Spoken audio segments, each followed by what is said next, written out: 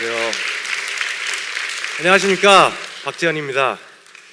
먼저 양해부터 구할게요. 제가 부모님 따라서 이 미국 생활에 강제적으로 징용되는 바람에 이 발음이 굉장히 어눌합니다. 모국어 발음이 굉장히 어눌한 데다가 감기까지 걸려서 굉장히 위험한 상황이 발생할 수 있으니까요. 그 점은 미리 양해를 구하겠습니다. 유엔 보안 담당관이라고 하면 아마 여러분들께서 많이 생소하실 것 같아요. 간단하게 얘기해서 여러분들께서 유엔에서 일하는 거라고 생각하는 거면 보통 분쟁 지역에서 굶어 죽는 사람들에게 식량을 주는 이제 식량 구호 활동가 내지는 난민들을 보호하는 난민 구호 활동, 이런 모습들을 많이 생각하시죠. 제가 하는 일은 바로 이런 사람들이 그런 위험한 환경에서 안전하게 근무할 수 있도록 직접적이고 간접적인 지원을, 보안 지원을 제공해 주는 사람입니다. 그리고 만약에 위기 사태가 발생했을 때 또 직접적이고 간접적으로 그 사람들이 다시 안전한 환경으로 돌아올 수 있게끔 도와주는 그런 업무를 담당하고 있습니다. 오늘 제가 말씀드릴 내용은 제목은 당신의 삶에 유니폼은 없습니다라고 이렇게 나와 있는데요. 사실 그 제목의 속뜻은 바로 스펙과 스펙트럼, 뭐가 더 중요한 것인가라는 이야기를 간단하게 한번 해보겠습니다.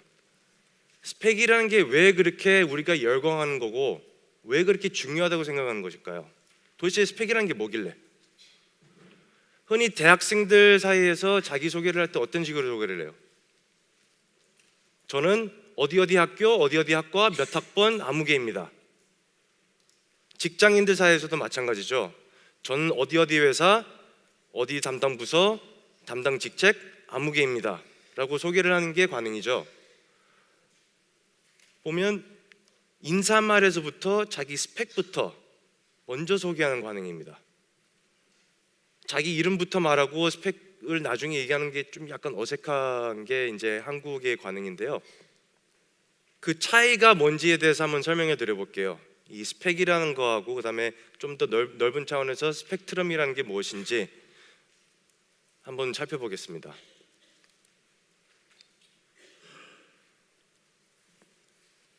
이게 바로 제가 아프가니스탄을 가기 전에 근무한 케냐 유엔 본부에서 근무하면서 일주일에 한 두세 번은 입었던 유니폼입니다. 폼나죠? 멋있죠? 처음 보시죠? 근데 이 유니폼을 입기 위해서 여기저기 다양한 스펙을 가지고 있는 사람들이 줄을 지어서 지원을 합니다. 꼭 보안대뿐만 아니라 유엔이라는 국제기구에 일하고 싶어하는 사람들이 굉장히 많다고 들었거든요. 사실 저희가 어떤 일을 하는지에 대해서 한번 들어보시면 아마 정이 뚝 떨어지실 겁니다. 근데 그런 선망의 대상이라고 이렇게 들었는데, 그런 유엔에 한국 사람들은 면접을 과연 어떤 식으로 임하는지 국제기구 인사 담당관들에게 그 질문을 물어봤더니 한국 사람들은 일하는 데는 베스트, 정말 일은 기가 막히게 잘한다, 업무 수행 능력이 굉장히 뛰어나고 새로운 지식을 습득하는 능력이 평균적으로 남들보다 굉장히 우수하다. 그런데 면접을 볼 때는 굉장히 자신 없어 보이고 굉장히 정형화된 대답을 제공하는, 마치 기계와 이야기하는 그런 모습, 그런 기분. worst, 최악이라는 단어를 썼습니다. 정확하게 이 두 단어를 이렇게 썼어요. best and worst. 상당히 상반된 단어들이죠. 자, 여기서 잠깐 스마트폰에 대한 얘기를 해보겠습니다. 지금 화면에 나와 있는 사람 누군지 아는 분 계세요? 모르실 거예요. 지금 여러분들께서 많이 쓰고 계시는 스마트폰이 그냥 단지 최고급의 사양을 갖춘 부품들을 끼워 맞춰서 만든 건 아니었겠죠.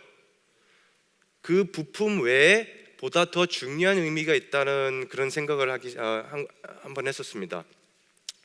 스타트rek의 비유를 하자면, 이 영화가 원래 1960년대에 그 TV 시리즈로 원래 이제 미국에 방영됐었습니다.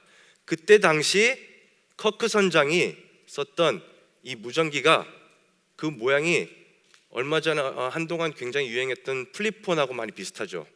그리고 커크 선장이 엔터프라이즈 선교에서 썼던 휴대용 컴퓨터가 우리가 요즘 알고 있는 태블릿하고 많이 비슷하죠. 스마트폰하고 태블릿이 나오기 전까지 이미 보다 더 편리한 세상을 만들고자 했던 미래지향적인 비전이 있었던 것이고, 이 비전을 가지고 기기를 만드는 제작하는 데 있어서 굉장히 많은 시행착오, 설계상 그리고 제작상 많은 시행착오가 있었습니다. 사람이라면 마찬가지겠죠. 사람도 여러 가지 시행착오를 겪고 나서야 뭔가 깨달음을 터득하는 그런 존재죠.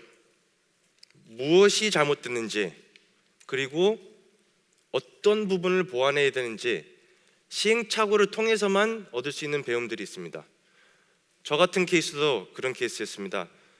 사람들이 종종, 제가 미국 생활을 했기 때문에 넌 영어를 잘해, 그래서 너는 나보다 유리해,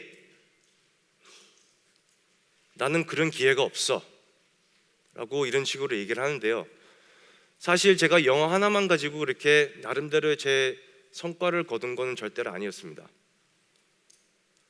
초중고등학교 때 10살 때 이제 한국에 돌아와서 초등학교, 중학교, 고등학교를 다 한국에서 마쳤어요. 성적표를 보면 다 미, 양, 가 바닥을 쳤었죠. 재수까지 했어요. 재수까지 해가지고 대학에 겨우 들어갔어요. 근데 대학 들어가고 나서도 공부하기 싫어서 게임방에 1년간 페인 생활을 했었습니다. 요즘 여러분 스타크래프트 해보신 분? 2 말고 1, 2 말고 1 있으시죠? 저글링 러시, 질럿 러시 아시죠? 1년 동안 리니지 해보신 분? 리니지는 잘 모르시나 본데. 예, 그렇습니다. 그래서 군 생활을 하고 이제 겨우 정신을 차려가지고 이제 스펙을 막 쌓기 시작했어요. 학교도 옮기고 모의연도 하고 각종 학술 활동도 많이 하기 시작했는데요, 나중에 이력서가 이렇게 길어지면서 한 선배가 그걸 딱 보더니 너는 왜 이렇게 잡다한 게 많냐, 이렇게 너에 대한 포커스가 전혀 안 보인다고. 당시에는 이게 무슨 말인지 굉장히 이해를 못했는데 나중에 미국 유학 가게 됨으로써 그걸 느꼈어요. 유학 가고 나서 첫 학기에 첫 중간고사 페이퍼를 이제 제출을 했어요. 20장짜리 제출을 했는데 이제 정말 열심히 썼어, 제출을 했어요. 일주일 뒤에 채점을 받았어요.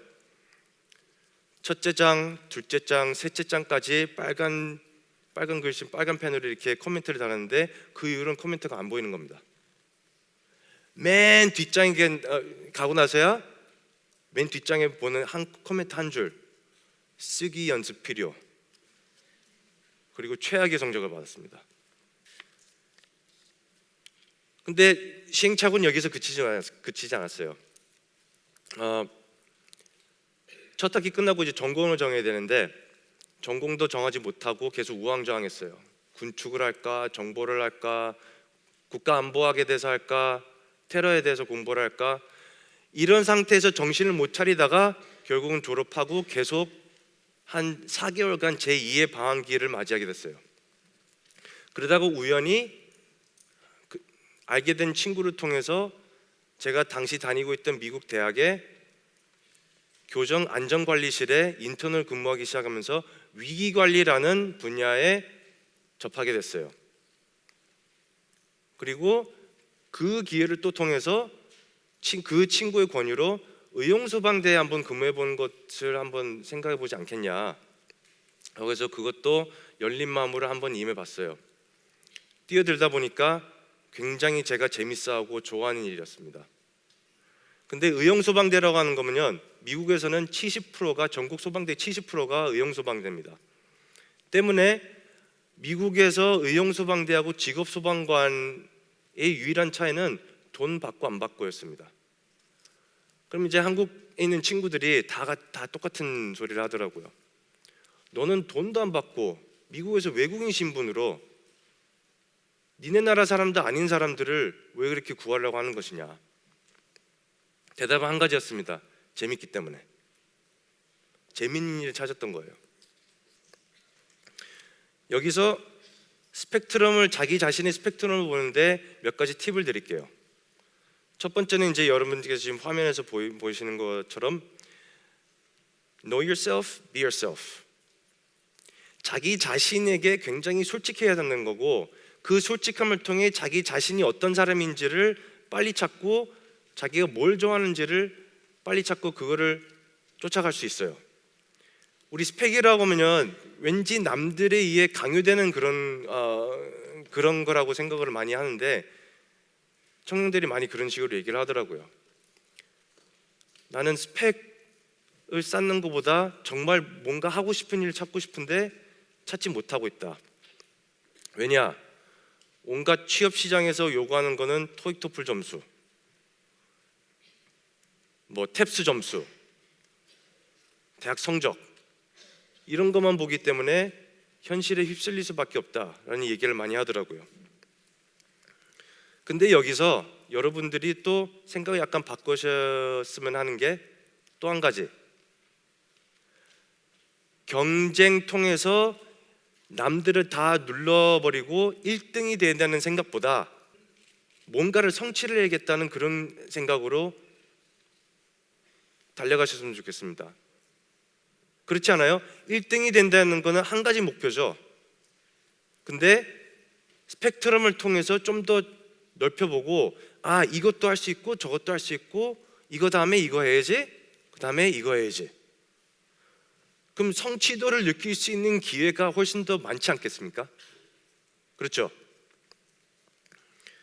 여기서 마지막으로 팁 드릴 것은 남들이 뭐라고 하든 상관하지 말라는 겁니다. So what? So what이라는 단어를 한국의 뉘앙스를 좀 살려서 번역을 하자면 냅둬요. 냅둬요. 당신이 뭐라고 하든 무슨 상관이요. 그냥 밀고 나가라는 것입니다. 자기가 정말 좋아하고 재밌어하는 일을 했을 때 그 힘을 누가 막겠어요? 막을 사람 아무도 없습니다. 저 같은 경우도 그런 원동력을 가지고, 그런 모티베이션을 가지고 제가 자신 있게 얘기할 수 있는 딱 한 가지가 있다면, 저는 제가 안전보안 전문가로서 정말 자신 있고 이 일을 잘할 수 있다는 겁니다. 짧은 시간 동안 많은 얘기를 하고 싶은데 잘 하지 못했습니다. 그래서 좀 부끄럽지만 이 책을 한번 참고를 해보세요. 예. 자, 유니폼으로 다시 돌아가겠습니다. 제가 지금까지 한 60명 정도 보안대원들을 인터뷰하고 뽑았는데요. 그 인터뷰할 때마다 제가 항상 하는 얘기가 있습니다. 네가 이 유니폼을 입고 싶어서 오는 것이라면 돌아가라. 내가 이 유니폼을 땅에 이렇게 떨어뜨렸을 때는 유니폼은 걸레 조각에 불과할 것이고, 또 내가 이 유니폼을 휘발유에 끼얹어서 불 붙어버리면 재가 될 것이다. 결국은 이 유니폼이 당신을 보안대원을 만드는 것이 아니라 이 유니폼을 입는 사람, 바로 당신이 보안대원을 만드는 것이다. 그럼 여러분들께서 이 유니폼을 스펙으로 비유를 하신다면, 그럼 여러분들께서는 어떤 보안대원이 되고 싶으신지, 어떤 스펙트럼을 찾아가고 싶으신지 한번 생각해 보시기 바랍니다. 이야기 마치겠습니다. 감사합니다.